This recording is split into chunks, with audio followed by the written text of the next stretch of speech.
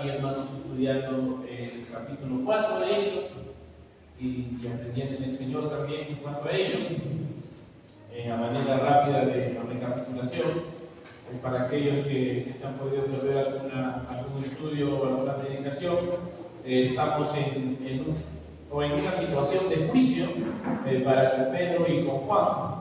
Recordemos, ya después de la ascensión de Jesús, ellos iban camino al templo, en el camino sanaron, o en el Señor sanaron a un cojo que había vivido muchos años, de hecho toda su vida, y tenía alrededor de 40 años, que había sido sanado. El pueblo se maravilló del accionar de Dios a través de Pedro y Juan. Ellos dieron una predicación ante el pueblo y en medio de esta predicación fueron prendidos, fueron llevados a la cárcel y al día siguiente puestos en una especie de juicio contra el Sanedrín, el concilio o la junta de gobernantes en ese momento de Israel. Y en este momento estamos en los que ellos están en una especie de juicio. Acabamos de terminar la argumentación de Pedro respecto a lo que había sucedido. Y ahora vamos a entrar a otro punto, a otra parte del versículo, desde el versículo 13. Eso hemos visto hasta ahora. La semana pasada vimos hasta el versículo 12, donde hablábamos, voy a leer justamente el versículo 12, que es donde nos quedamos, porque Pedro terminó su argumentación ante el concilio. Entiéndase que estaban alrededor de 71 personas, Pedro, Juan y el cojo, los tres parados delante de Dios. Me preguntaba por qué estaba también ahí el que había sido sanado. Pues en realidad no había nada de culpa en él, pero era parte del juicio en ese momento ante el concilio de las 71 personas. Y probablemente hayan habido dos más que ahí se mencionan en el versículo 6, Juan y Alejandro. Y les decía, leamos el versículo 12, y dice: y en ningún otro hay salvación, porque no hay otro nombre bajo el cielo dado a los hombres en que podamos ser salvos. Y quería volver a leer este versículo a manera de introducción, porque esta declaración de Pedro significaba para quienes lo escuchaban en ese momento, los fariseos, los saduceos y el Sanedrín, una contienda, una afrenta. ¿Por qué? Porque en este caso Pedro está primero recalcando doblemente al decir en ningún otro hay salvación. En realidad literal dice no existe en ningún otro salvación, una doble negación, dándole intensidad a lo que decía. Y en la última parte del versículo que dice en que podamos ser salvos, el versículo 12, donde dice podamos, en realidad, bueno, en el literal significa o se traduce, se debería traducir como necesitamos, es obligatorio, debe suceder que en este seamos salvos. ¿Por qué lo aclaro? Porque prácticamente les estaba diciendo el concilio rechazaron y mataron al único medio de salvación que existe.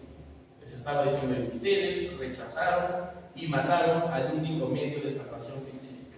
A continuación vamos a ver en estos próximos versículos dos cosas en específico, lo que ellos eran en Jesús y cómo esto era incómodo para el mundo. Repito, dos puntos clave, lo que ellos eran en Jesús y cómo esto era incómodo para el mundo.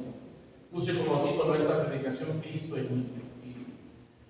Y que se tome con la seriedad del caso. En realidad todas las palabras deberían tomarse así, pero sé que estamos a veces distraídos o cargados con muchas cosas o incluso cansados, pero vamos a hablar hoy de cómo Cristo actuaba en Pedro y Juan. Ojalá que esto le cause admiración o deseo de poder escuchar. Son solo 5 versículos que vamos a estudiar, estamos empezando un poco tarde, pero vamos a tratar de terminar de todas formas lo más cerca del tiempo posible.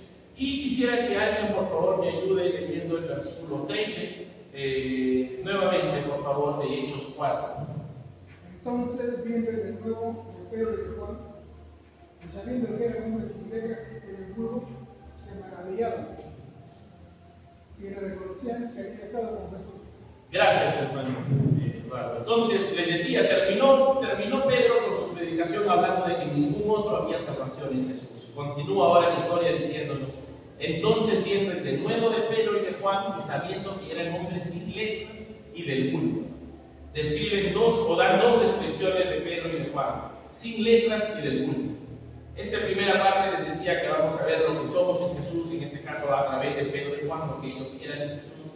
Pero al principio del versículo 13 dice, viendo el denuedo de Pedro y Juan. Denuedo es valentía, autoridad con la que hablaban. Algo que en particular no venía de ellos, no habíamos hablado la semana pasada, no había pasado sino más a lo mucho 60 días, creo que mencioné, lo tenía escrito por aquí, no puse.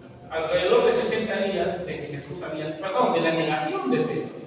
No había pasado sino 60 días de las dudas que tenía Pedro, incluso que lo llevó a negar al mismo Jesús. Y ahora podían ver el concilio o el Sanedrín, la autoridad y la valentía con la que Pedro hablaba y se expresaba, literalmente dando afrenta a las personas más importantes políticamente y en cuanto a poder humano en Israel en ese momento. Y dice en estos versículos, no se va viendo el denuedo de Pedro y Juan y sabiendo que eran hombres sin letras y del vulgo. Y la descripción o las palabras que se usan en el original para estas dos descripciones, sin letras y del vulgo, son bastante particulares en realidad y que muestran mucho lo que estaba sintiendo el Sanedrín respecto a Pedro y a Juan. Recuerda ese Pedro y Juan que eran en profesión antes de conocer a Jesús. Pescadores, eran pescadores, estaban en los puertos, y esa era su ocupación. No necesariamente una profesión, porque no habían estudiado para hacerlo, era así una ocupación, pescadores. Y desde ahí los llaman Jesús. Y cuando habla sin letras, el vocablo original, y les va a parecer algo parecido, o algo peculiar o familiar, es agramatoide. Grama de gramática, ¿verdad? Gramática, A, en el griego normalmente cuando encontramos una A antes de una palabra es negación, estaría diciendo hombre sin gramática o sin letras, hombre iletrado, literalmente. Pero en los tiempos, en el contexto cultural en lo que se vive este momento de hechos, esta palabra, agramatoide, significaba personas sin enseñanza, pero sin enseñanza respecto a qué. Y aquí vamos a tomarnos un par de minutos. En el judaísmo había dos escuelas, por decirlo así, que podríamos incluso considerarlo, imaginemos, dos universidades, las cuales eran las únicas válidas para que considerara a alguien letrado o iletrado. Si es que alguien no pasaba por alguna de esas dos escuelas, era considerado iletrado. Dos, Hillel y Shammai, esas eran las dos escuelas. Llevan el nombre de personas que iniciaron con estas escuelas. Y una de ellas, por cierto, era un poco más abierta a algunas cosas y la otra era mucho más conservadora. Shammai me parece que era la más conservadora, más cerrada a lo que leía, y Hillel era la que podía aceptar otras cosas. Dicho sea de paso, eso se va a ver más adelante cuando nuevamente son expuestos ante el concilio y me parece que es Gamaliel que dice, oye, pero mejor dejémoslo ahí, no vaya a ser que estemos luchando contra el propio Dios o contra una obra de Dios. O sea, esa persona era parte del Hillel, era un poco más abierta, escuchar algo más. Los de Shammai eran mucho más cerrados, no aceptaban nada, además de lo que ellos creían. Todo siempre dentro de la Torá, es la Torá. De lo que enseñaban, que hablamos hace 2 semanas, la Torá es en los primeros 5 libros de la Biblia, Génesis, Éxodo, Levítico, Números y Deuteronomio. Eso era para ellos la ley, sí, literalmente su dogma. Y además de otra, los fariseos tenían también los profetas y los libros históricos. Pero estas eran las dos escuelas rabínicas que aceptaban ellos a alguien letrado o no letrado. Entonces, si es que alguien pisaba alguna de estas dos escuelas, era considerado letrado. Si es que alguien no pisaba ninguna de esas dos, era considerado iletrado, agramatoide, sin letras, no, sin conocimiento. Y luego, cuando dice la siguiente descripción, dice sin letras, ¿y el nombre cuál es? Del vulgo, dice, del vulgo. Y esta palabra también les va a parecer peculiar. Literalmente, esta palabra en el original es idiotario. Idiotario, que es una palabra que hoy se usa para insultar fuertemente a alguien. Si le quitamos de ahí, o cuando hablamos de la idiotez incluso, o sea, es una palabra muy fuerte en nuestro español. En el vocablo original es eso. ¿Y qué significa esta palabra en el original? Alguien raso. O sea, alguien que no tiene ningún tipo de importancia, alguien que es solo un simple oyente de algo. No tiene nada que enseñar, es solamente él y su idiosincrasia. No tiene nada que compartir, no tiene nada que pueda enseñar a otros, o sea, es alguien raso, alguien completamente, diríamos incluso a nivel de instrucción, inservible. No, evidentemente no rabino, obviamente, no había pasado por estas escuelas, eso era una persona del culto, literalmente, como le decía el vocablo, idiota, que es como tiene la obra. Eso era una persona. A estas descripciones le pusieron a Pedro y a Juan. Así eran vistos ellos ante este concilio. Personas sin letras y personas rasos, que no tenían nada que enseñar, pero que se paraban delante del propio concilio a intentar decirles que habían hecho cosas malas. Y es más, vamos a ver más adelante que cómo manejaban ellos incluso las escrituras. Pero hasta ahí, ¿no? Hasta ahí lo que hemos leído, que hablaban con denuedo, pero que eran considerados, y era para ellos extraño porque eran sin letras y de culto, cómo los ojos humanos veían a Pedro y a Juan. Nuevamente pescadores, y esto era lo que humanamente ellos eran. Esto era su realidad, de cierta forma. Y aquí viene una primera reflexión: en realidad no importa quién seamos, tengamos letras, no tengamos letras, seamos rasos o tengamos algo que enseñar en lo humano, en realidad hay algo más que hace la diferencia, espiritualmente hablando, y no es tu instrucción o nuestra educación, para nada no es. En los apóstoles se notaba, no teníamos a Pedro y a Juan que no tenían nada de letras, pero teníamos a otros que sí podían tener estudio.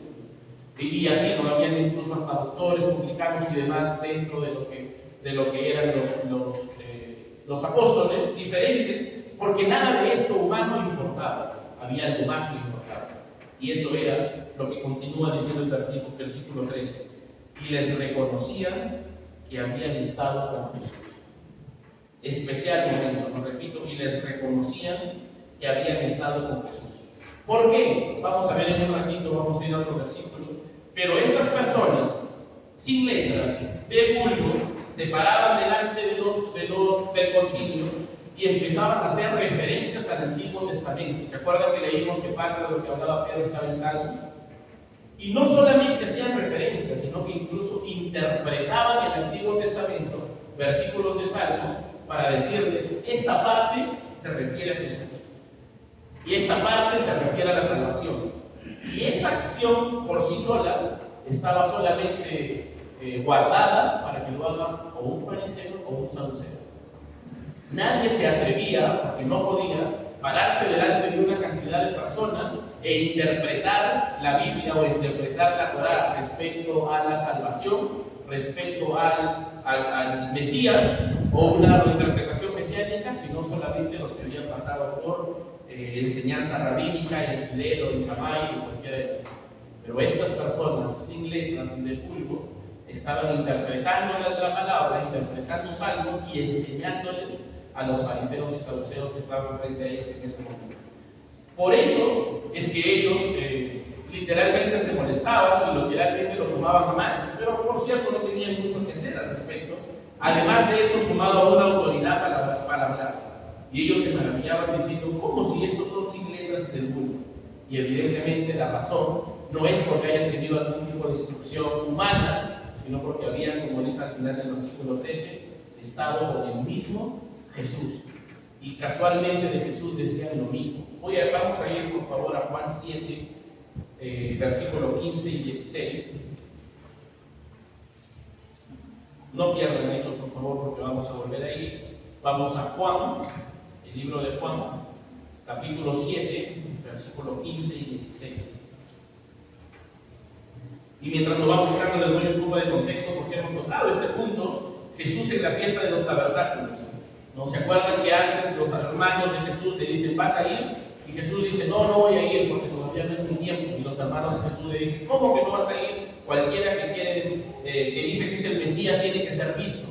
Y Jesús se quedó, pero luego fue a escondidas, luego fue como incógnito. En ese momento está estos versículos, estando Jesús en la fiesta de los tabernáculos, que hemos hablado un poco incluso en las predicaciones pasadas respecto a estas fiestas importantes que se tenían en Israel. Versículo 15 dice, desde el 14, estaba el incógnito, dice el 13, pero ninguno hablaba abiertamente de él por miedo a los judíos, y el 14 dice: Mas a la mitad de la fiesta subió Jesús al templo y enseñaba.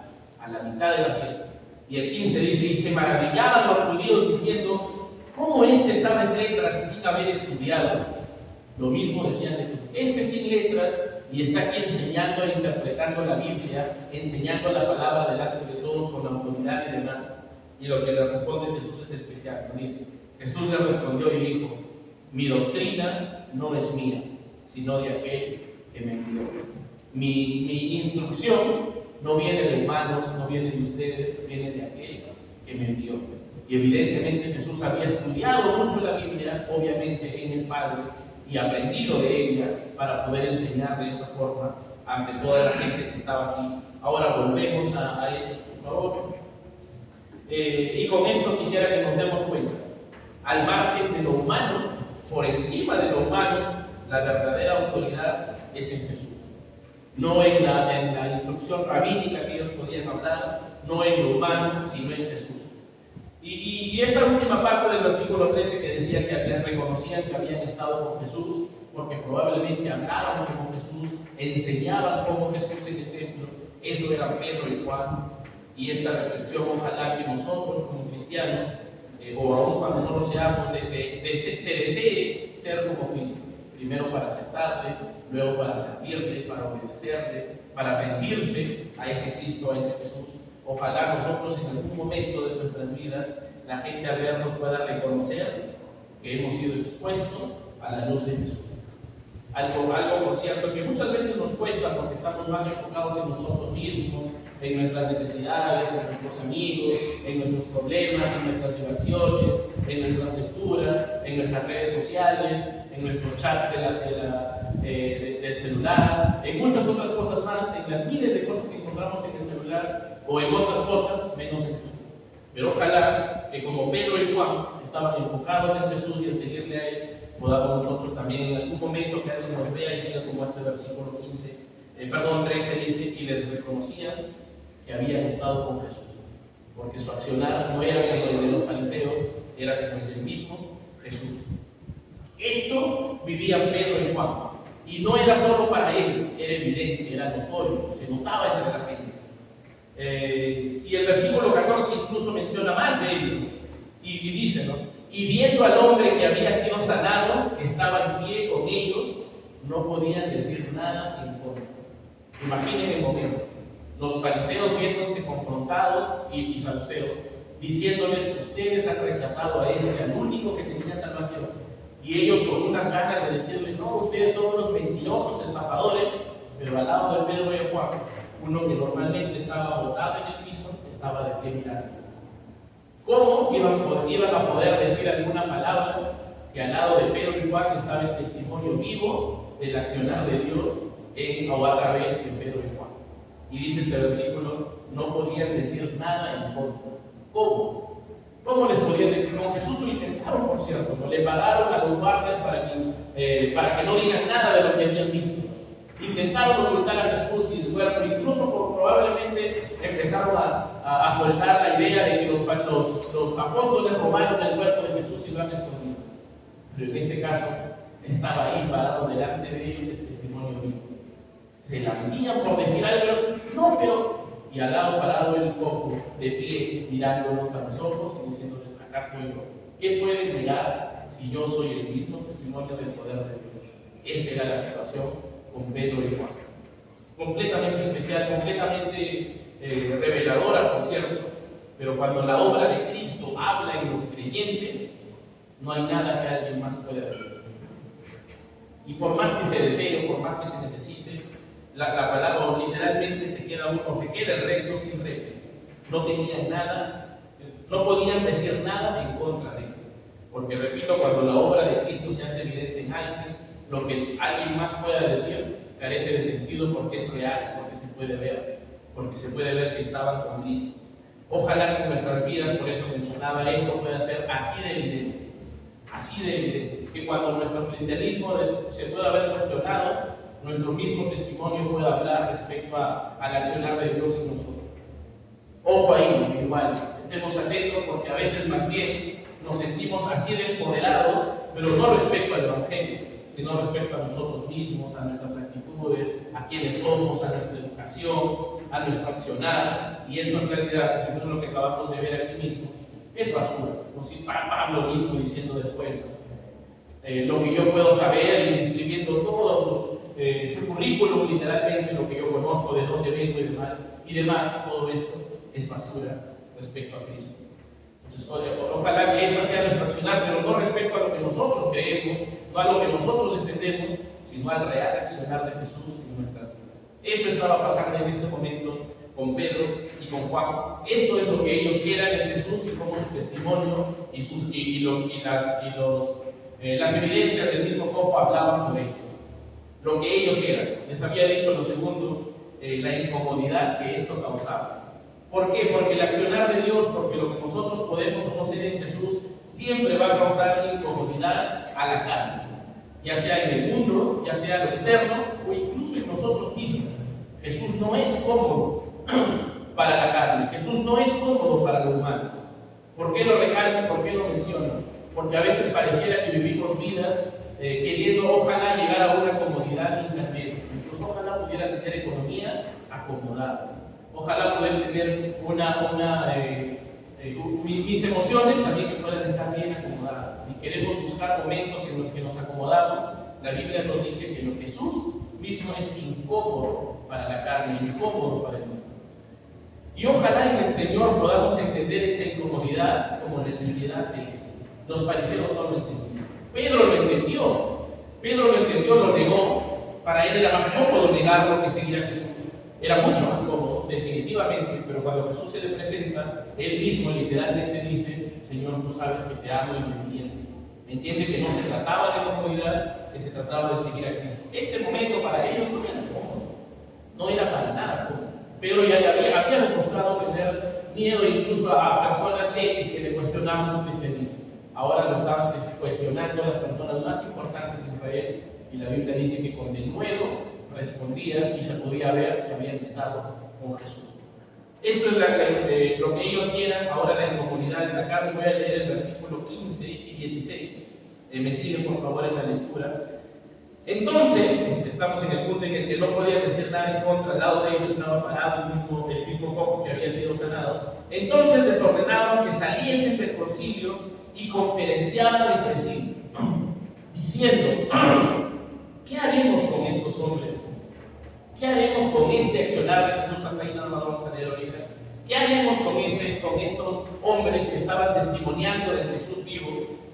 Había terminado el juicio, los hacen salir, empiezan a deliberar qué vamos a hacer con esto. Evidentemente estos hombres, su testimonio, su predicación, era incómodo para los intereses de estas personas, que supuestamente eran intereses divinos. Se supone que eran el concilio, fariseos que estudiaban la Biblia completa, saduceos que estudiaban el Corán como si fuera todo, en realidad, y de hecho toda la Biblia no es todo, que lo estudiaban ellos todo, eran muy estudiosos, muy respecto a Dios y sus leyes, pero en este momento encontraban al Hijo de Dios como incómodo para sus intereses. Evidentemente ellos esperaban a un Mesías que los libere de Roma y que haga que Israel sea una potencia. Y obviamente si eso pasaba, ellos iban a ser probablemente los más poderosos, no probablemente, iban a ser los más poderosos de Israel, y por lo tanto iban a tener mucho poder en el mundo conocido.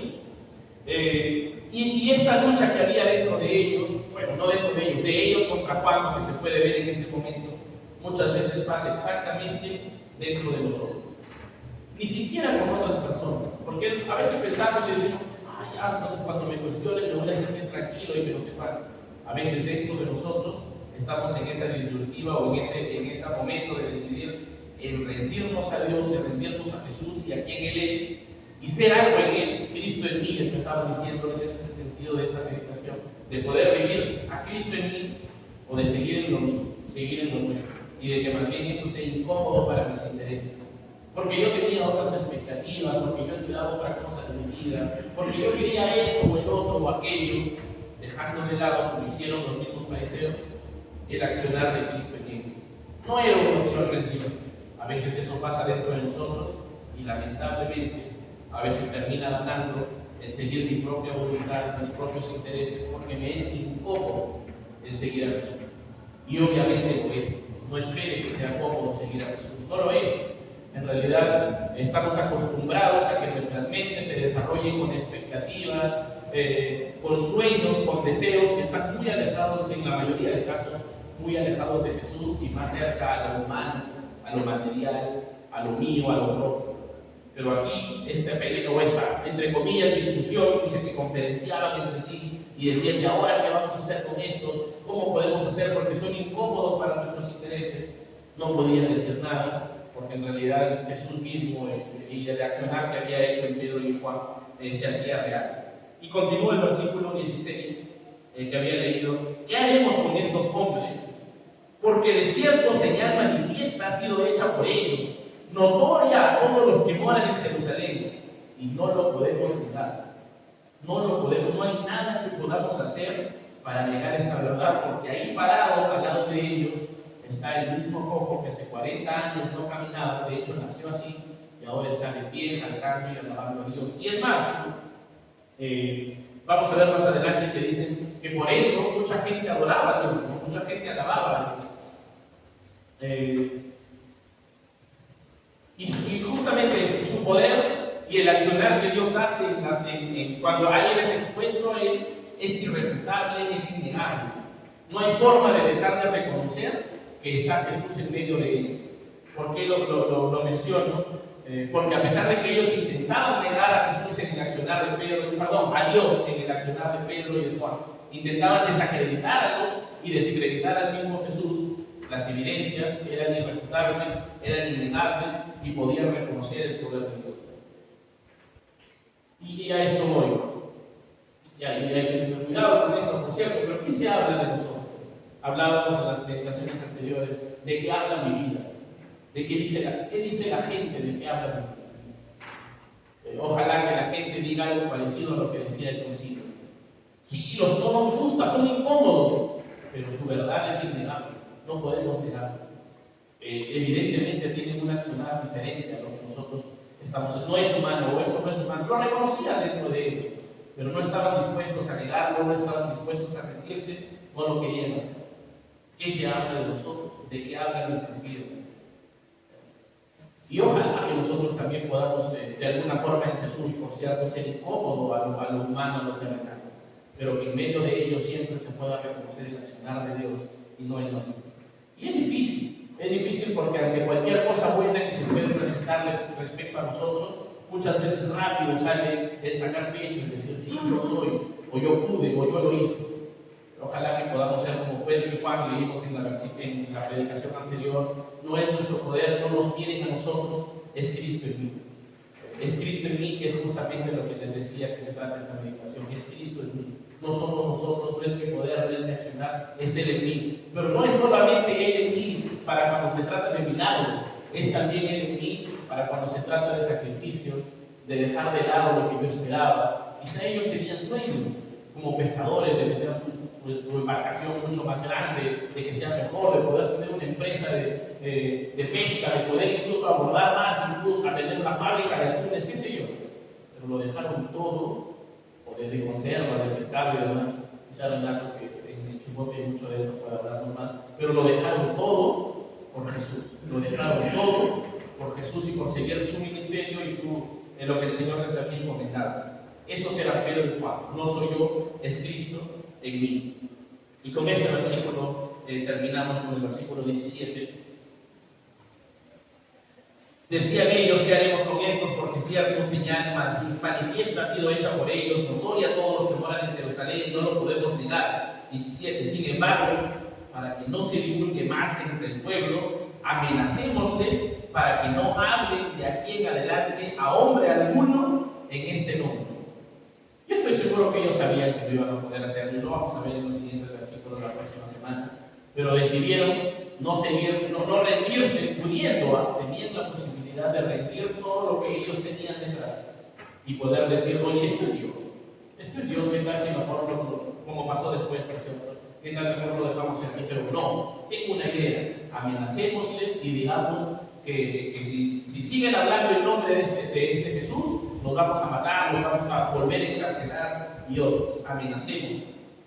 Y Y con esta pregunta voy cerrando. ¿Qué hacemos con Jesús en nuestras vidas? Porque a veces ni siquiera necesitamos ser amenazados, pero ya no estamos hablando de Jesús. Mi vida ya no habla de Jesús. Estas personas fueron amenazadas para que dejen de hablar, para que sus vidas dejen de hablar de Jesús. Nosotros no tenemos amenaza alguna. ¿De qué hablan nuestras vidas? Hablábamos la semana pasada. ¿O hay alguien aquí que esté amenazado por hablar de Jesús? ¿De qué hablan nuestras vidas? Pedro y Juan iban a ser amenazados para que dejen de hablar a ningún hombre en nombre de este. Nuestras vidas a veces de verdad parecen amenazadas de muerte para dejar de hablar de Jesús, porque no lo hacemos. Mi vida habla a veces de cualquier cosa menos de Jesús. Ojalá que nuestras vidas puedan decir: no soy yo, es Cristo en mí. Ellos iban a estar amenazados. Vamos a ver más adelante o la próxima semana qué respondieron a esta amenaza, a esta afrenta de que dejen de hablar de este Jesús. Pero nuevamente pregunto: ¿qué hacemos con Jesús en nuestras vidas? Les voy a pedir que nos pongamos de pie, por favor. Vamos a hacer una oración.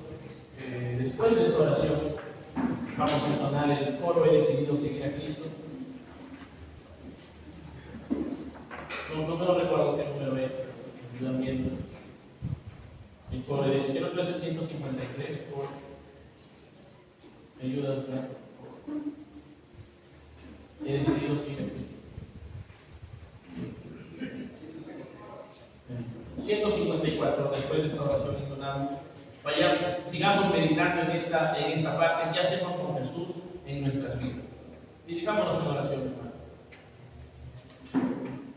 Amoroso Señor y Padre Celestial, qué potente testimonio, Señor, nos muestras a través de Hechos y de nuestros hermanos Pedro y Juan, y de cómo sus vidas habían sido cambiadas respecto a lo que eran y lo que ahora eran en Jesús.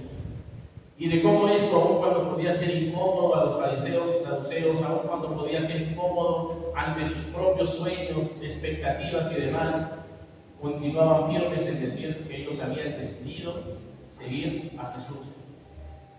Perdón, Padre, porque a pesar de estos testimonios que vemos en la Biblia, a pesar de estos testimonios o de estas llamados a que podamos rendirnos a ti y vivir en ti, muchas veces decidimos por ocultarte, decidimos por nuestros propios miedos, decidimos por nuestros propios deseos, decidimos por nuestras propias expectativas, sueños, fuerzas, incluso sabiduría y demás, Padre. Pero gracias, Señor, porque siempre está tu misericordia. E incluso estos fariseos, Señor, y saduceos que probablemente te habían crucificado y habían decidido matar y rechazar a Jesús. En este momento, delante de Pedro y Juan, permitías que tengan una nueva oportunidad para arrepentirse y volver a ti, para poner tu mirada en ti. Y gracias, Señor, por esa tu misericordia, Padre, porque no merecemos que continúes llamándonos y diciéndonos: mírame a mí, sígueme a mí, obedéceme a mí, yo tomo el control de ti, yo me voy a ocupar de ti, sígueme a mí, mírame a mí. A pesar de todo eso, Señor, y que constantemente lo rechazamos, tú sigues trabajando en nosotros, como lo continuabas haciendo con con Pedro y Juan, e incluso siendo de testimonio para cuántas veces te habían llegado los fariseos y saduceos. Perdónanos, Señor, y que en Jesús podamos decidir primero ser afectados por ti, literalmente vivir por ti, vivir en tu gracia y en tu voluntad, y que a partir de ello, Señor, nuestras vidas puedan hablar de ti, que esto sea innegable, que esto sea imparable, y que cuando una persona pueda de verdad vernos, como el cojo decida alabarte y glorificarte, o como los fariseos puedan decirme: es incómodo, pero lo que Dios esté en ellos es innegable, es irrefutable, no tenemos nada que decir en contra de ellos. Guíanos, Señor, y haz tu obra en nosotros. Y que cueste lo que cueste, Señor, podamos decidir mirarte a ti y seguirte a ti, Padre, sabiendo que tu voluntad siempre es buena, en ti espiritualmente perfecta y agradable. En el nombre de Jesús te agradecemos todo esto, Señor. Amén. Donamos este coro, he decidido seguir a Cristo. 154. He decidido seguir a Cristo, seguir a Cristo, toda mi vida.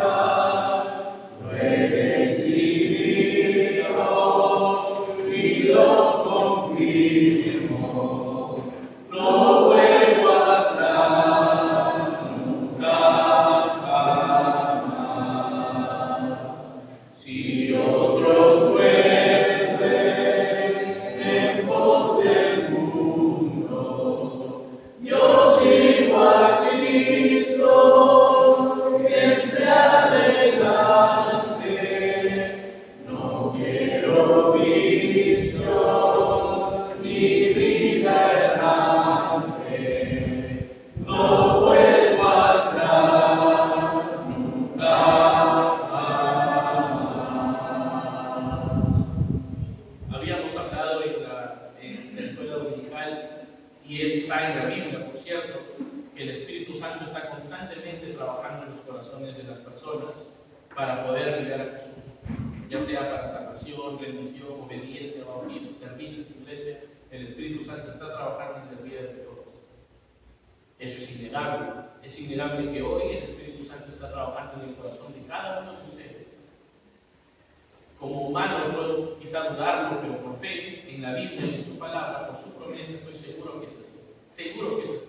Que el Espíritu Santo está trabajando en el corazón de cada uno de ustedes. ¿Qué vamos a hacer al respecto?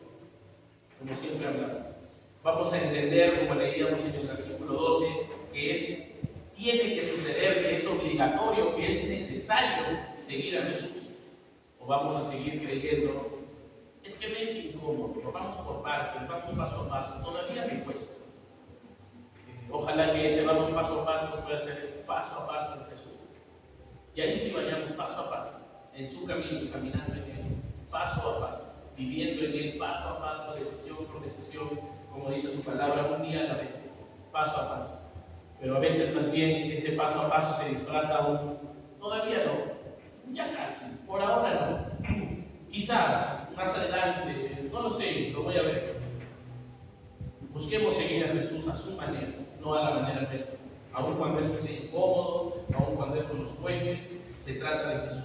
Y se trata de que decidamos seguir a Cristo, como acabamos de mencionar en la canción y como vemos más que incluso en la canción, como puede hacerse evidencia en la vida de Pedro y de Juan. Habían decidido seguir a Cristo, y si tenían que enfrentar cara a cara los más importantes y poderosos, y que incluso podrían haberlos sentenciado a muerte en ese mismo instante, no tenían problemas en declarar que venían a hablar en el nombre de Jesús a ese que ellos habían crucificado y rechazado. Habían decidido seguir a Cristo y dejar todo de lado. Tomemos esas decisiones para que nos lleven a Él, a Jesús siempre.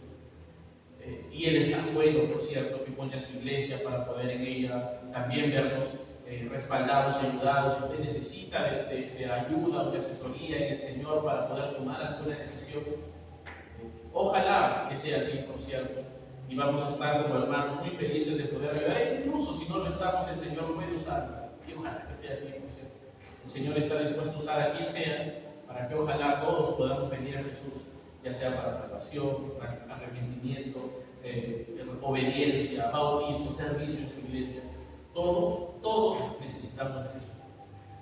La siguiente semana vamos a ver, pero adelanto este versículo, porque la respuesta a ellos de Pedro y Juan fue: juzgad si esto es justo delante de Dios, obedecerles a ustedes antes que a Dios. ¿Qué es justo para nosotros? Vamos a verlo la próxima semana, pero ¿qué es justo para nosotros? ¿Seguir nuestros propios intereses porque lo del Señor es incómodo, o seguir a Cristo? Ojalá que sea seguir a Cristo, hermanos. El día de hoy se celebra, o se conmemora en la sociedad el Día de la Mujer y todo lo que hay detrás, por cierto. Y estaba pensando que si bien es una fecha humana, de acuerdo al calendario humano y demás, creo que el Señor ha sido bueno al bendecirnos con cada adoptadores, con las mujeres, con la iglesia incluso que tenemos dentro de él. Hablamos hace algunos meses, o pude traer una meditación respecto a las mujeres en el Evangelio, en la palabra de Jesús, y fueron muy importantes. Ojalá que como mujeres también, y por cierto, mi reconocimiento, admiración y amor para cada una de ustedes, pero que ojalá que ese Día de la Mujer sea también un día para rendirnos al Señor, para que ojalá en mi rendición a Él me pueda usar, no para yo ensalzar, o no para ustedes ensalzarse, o para ser reconocidas, no, para que el nombre de Dios sea reconocido. No soy yo, sino Cristo en mí. Feliz día a todas las hermanas en este día. Que puedan pasar un buen día, pero por sobre todo que puedan entender en el Señor cómo en su labor, en su rol de mujer, pueden sin lugar a dudas ser herramientas vivas para nuestro Dios, y que su reino, su gloria, y que Él mismo sea glorificado en esta tierra, en esta sociedad, y por la eternidad, por cierto, que en algún momento estemos junto a Él, disfrutando de su presencia en la eternidad. Vamos a dirigirnos en oración. Después de esta oración estamos por terminado el servicio en esta mañana. Hermano Renato, nos dirigimos en oración, por favor. Señor, Padre Santísimo, gracias por la oportunidad de servicio que nos has dado, Padre.